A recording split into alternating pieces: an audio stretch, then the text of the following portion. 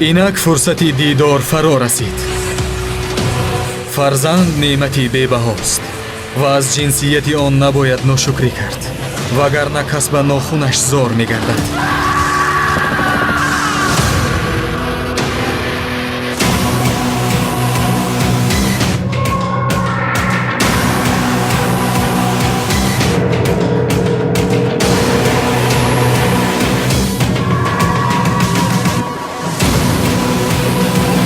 филме ки инъикосгари ҳалли пешдарпечиҳои зиндагист.